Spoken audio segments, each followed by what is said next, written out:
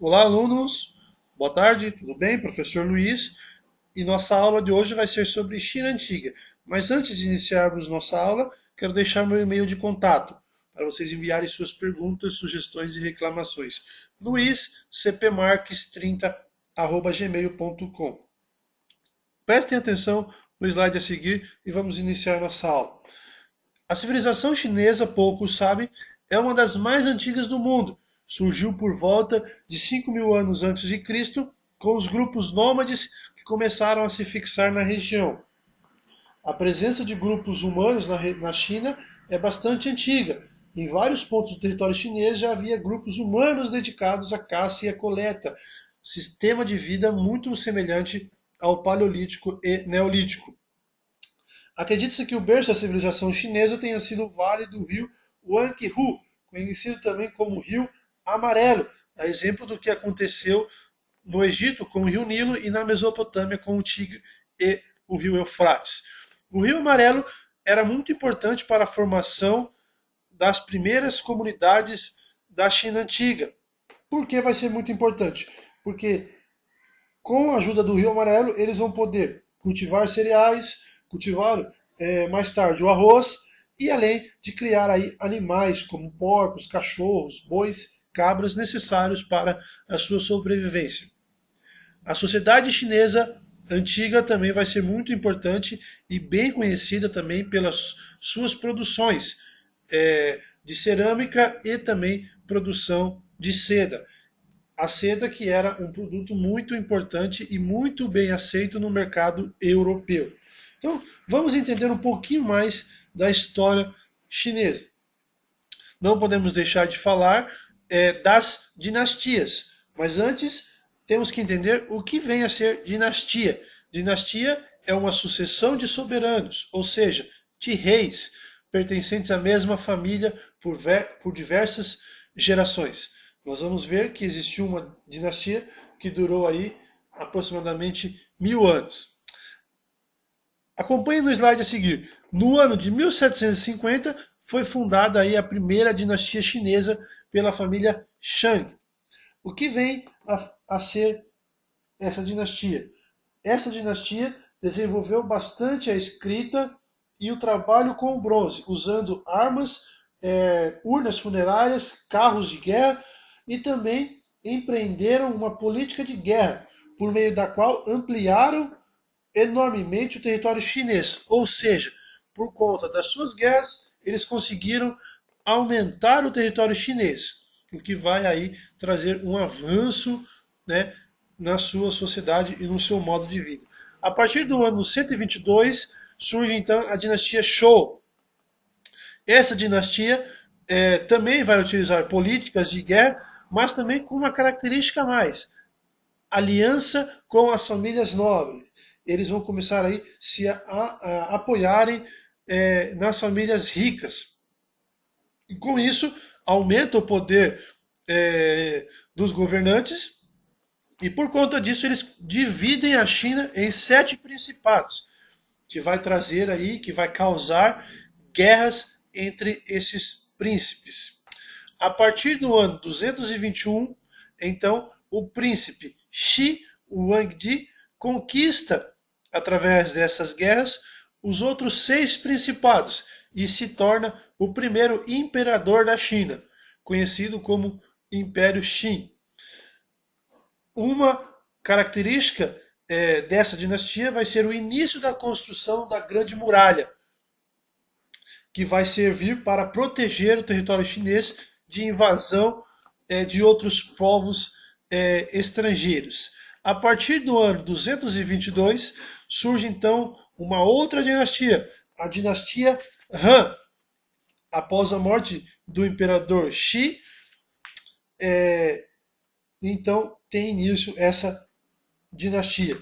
Características principais dessa dinastia: um intenso comércio com o Império Romano através da chamada Rota da Seda. Por que vai se chamar Rota da Seda? Porque através do caminho feito do Oriente até o Ocidente, onde em sua maioria o principal produto era a seda, muito bem aceito, como eu disse, na Europa, vai ser aí essa característica que vai dar nome a esse caminho. E também o chamado Império do Meio. O que vem a ser o Império do Meio?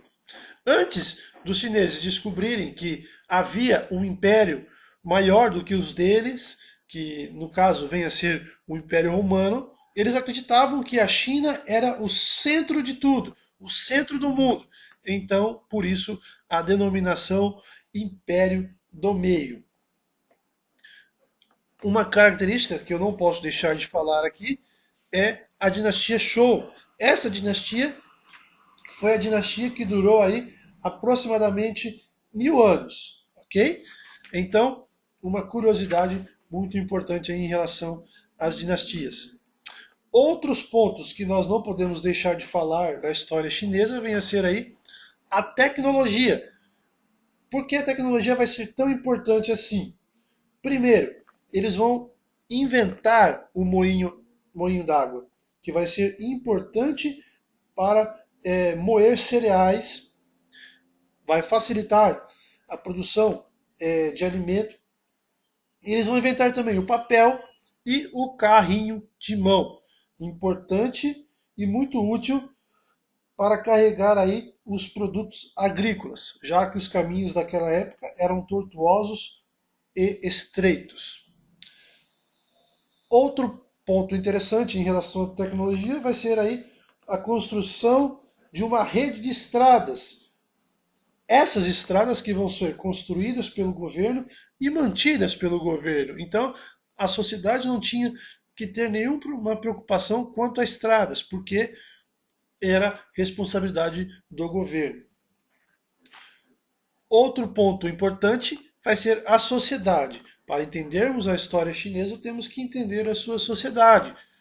Observem na pirâmide que eu coloquei aí para vocês, o imperador no topo da pirâmide, ou seja, o imperador e sua família eram os mais importantes, seguidos dos nobres, que eram famílias ricas, e dessas famílias ricas surgiam aí os altos funcionários, aqueles funcionários que trabalhavam no palácio e também trabalhavam para o governador.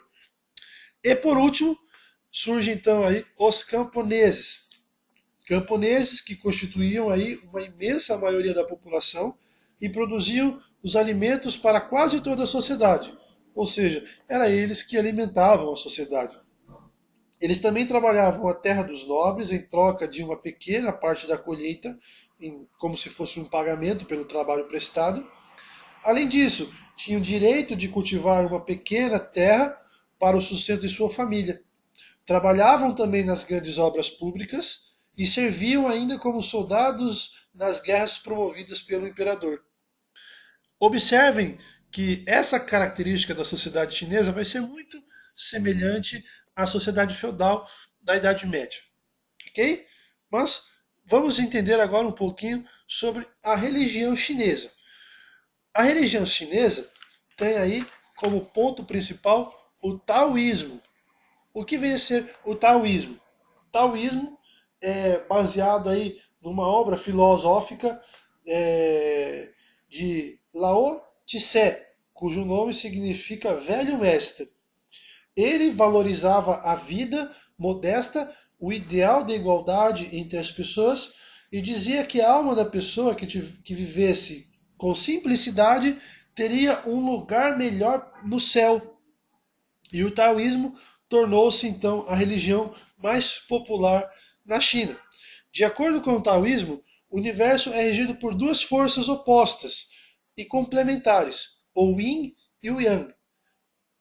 A harmonia e o equilíbrio do universo estariam na união dessas forças, sem predomínio de uma sobre a outra, ou seja, igualdade, equilíbrio, formando assim uma unidade, o Tao. O Yin e o Yang também servem de base para a acupuntura, tratamento utilizado na medicina tradicional chinesa. O organismo está saudável quando suas energias estão equilibradas. Quando esse equilíbrio se rompe, surgem então as doenças. Então observem que Na sociedade ocidental, aonde nós nos encaixamos, métodos utilizados pelos chineses são usados por nós.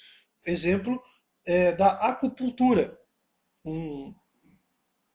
uma tradicionalidade chinesa e que faz parte da nossa rotina de hoje. Por isso que nós temos que entender um pouquinho da história chinesa. Vamos então entender o que vem a ser esse símbolo do taoísmo que eu coloquei para vocês aí. O Yin representa a noite, que é essa parte escura. O frio, a passividade e a feminilidade, enquanto o Yang seria o dia, o calor, a atividade e a masculinidade. Cada um desses opostos possuiria um pouco do outro. Positivo, por exemplo, teria um pouco do negativo e vice-versa, para manter assim um equilíbrio. O masculino, por sua vez, teria um pouco do feminismo e vice-versa. Então observem aí que existe sim um equilíbrio segundo a religião chinesa, que é conhecida como taoísmo. Ok? Ficamos por aqui na nossa aula, abordamos alguns pontos importantes.